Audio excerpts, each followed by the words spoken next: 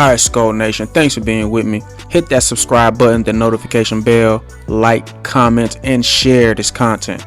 Skull, baby.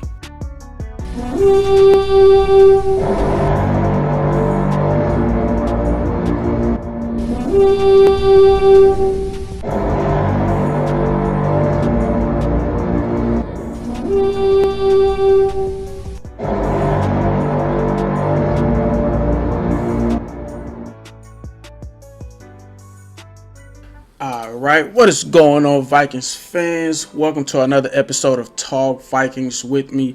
Now, I know it's been a few months. I just had to take some time off. I'm a really busy person.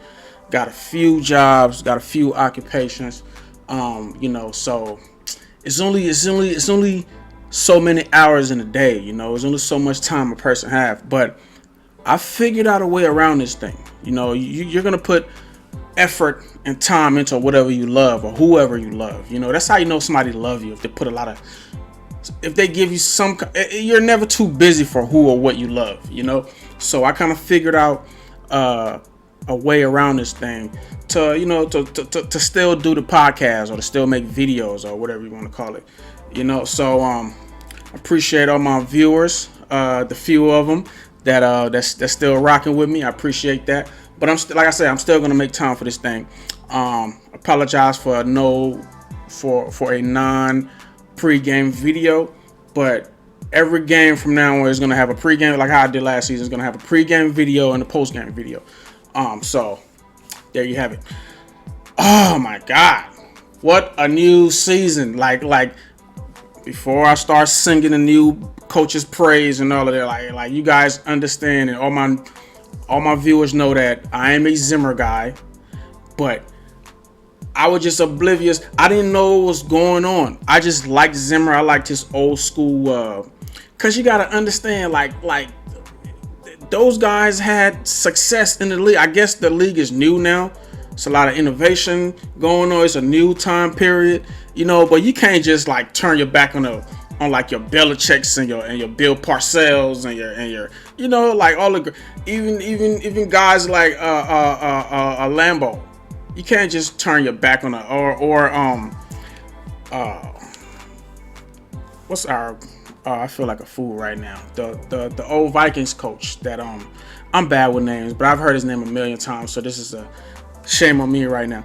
But you know who I'm talking about. You can't just turn your back on the old style of coaching, because those guys were disciplinarians. They were they were men. They were a man's man. It wasn't no playtime, and guys were serious.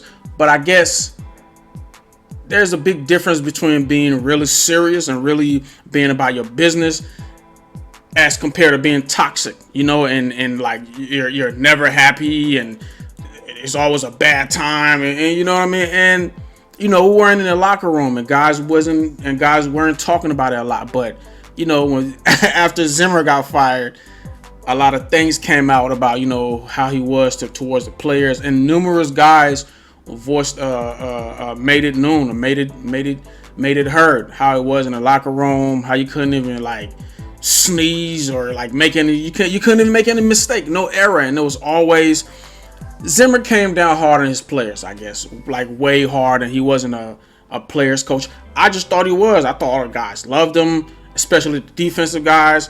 And, the reports came out later about the Cousins thing. And let me not rattle on about Zimmer, but I'm just saying I didn't know a lot about what was going on in the locker room, or the chemistry of the team, or how the players were just uneasy and everybody was kind of scared, not scared, but it was just guys weren't comfortable, in that system. But it's a new day, it's a new breeze blowing outside. I mean, it's just a new energy around the Vikings team now, the facility and the whole organization.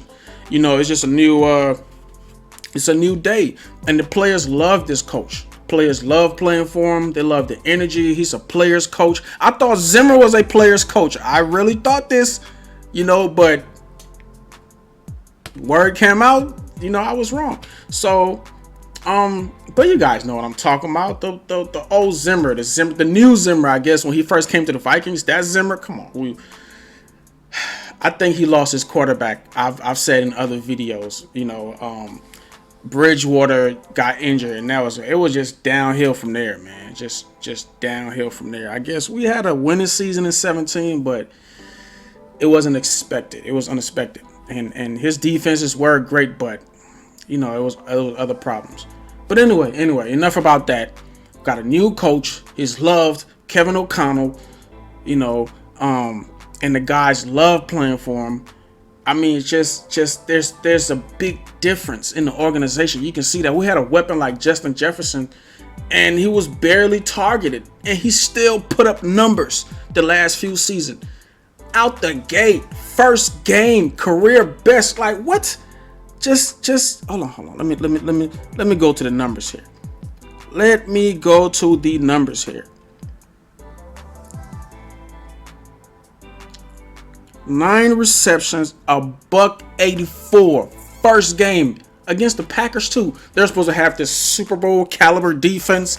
He made them look like a high school team. He made them look like a high school defense. I mean, like, is this? Listen, O'Connell. Okay, if this is what the Vikings offense is gonna look like for the rest of the year, and teams are gonna adjust. But if this is what, because with Zimmer it was run, and then pass sometimes. This is pass, then run. Like the run game is not opening it up for the pass game. The pass game is opening it up for the run game. It's a complete opposite. And I'm seeing all kind of plays.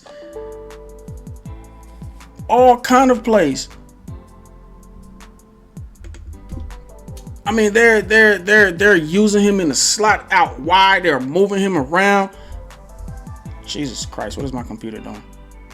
They're just doing all kind of things with O'Connell. I mean, with JJ right now, and to put up this amount of numbers, to put up this much numbers in the first game, and Kirk looks like he's comfortable. All right, 23 of 32, 277, 2 touchdowns, no interceptions. I mean, like it's just a breath of fresh air, man. I mean, like I wasn't expecting this. I thought the game was going to be way closer. I'm thinking Aaron Rodgers, this new look. They lost Devontae Adams, obviously. So I'm thinking like they got like 2, 3, 4 tricks up their sleeves because everybody know Devontae Adams is gone. So I'm pretty sure, they fixed it or they got some backup plans or whatever. And and during the offseason, they put a lot into that defense. They let Chandon Sullivan go. They let Zadarius Smith. So it's like, man, what are they gonna do? They got Sammy Watkins. So I'm thinking they're gonna have Sammy Watkins and like way more weapons because they let Devontae Adams go. But and I'm pretty sure the Packers are still a good team. Because if that rookie receiver catches that ball down the sideline, goes in, it's a whole different game. Well, we still could have beat them. Because there were a few times in the game where they still could have come back. They could have came back. They were kind of coming back. And our defense just shut them down. There was constant pressure on them. But everybody's talking about how bad the Packers play. I'm watching ESPN, I'm watching Stephen A and them and all these other dudes. There was a couple of guys who were like, okay, well, yeah, the Packers played bad or whatever, but y'all are not talking about how good the Vikings play. That's where I'm at with it.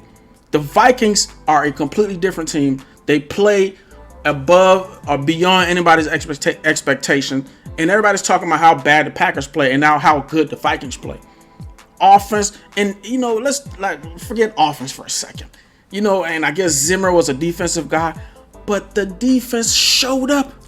Everybody had a sack. Daniil Hunter had a sack. Zadarius Smith had a sack. DJ Wanham had a sack. Who else had a sack? Wanham, Zadarius Smith, and Daniil Hunter. Daniil Hunter, Zadarius Smith, DJ Wanham, and Jordan Hicks. Jordan Hicks had a sack too, and the defense showed up, man. Bunch of we had Eric Kendricks. Eric Kendricks is like a linebacker / cornerback. That dude, That dude can ball. Okay, like that last fourth down, he played corner on that play. I'm just so excited, man. I'm so excited for this year's squad. I smell it, man. You know, it's too early. It's too early because we gotta go to Philly next week, and I know they're gonna double team Justin Jefferson the whole way. They're gonna double him the whole way. But we have KJ and we have Adam Thielen, and I know your boy Jalen Reagor he's new, but I know he's soaking up this offense. Imagine when Jalen Reagor actually like start. We have too many weapons. And who knows? Next game might be Dalvin Cook's game. Speaking of Dalvin Cook, you know, I had to get the number 4. It's brand new. I ain't even wore it yet.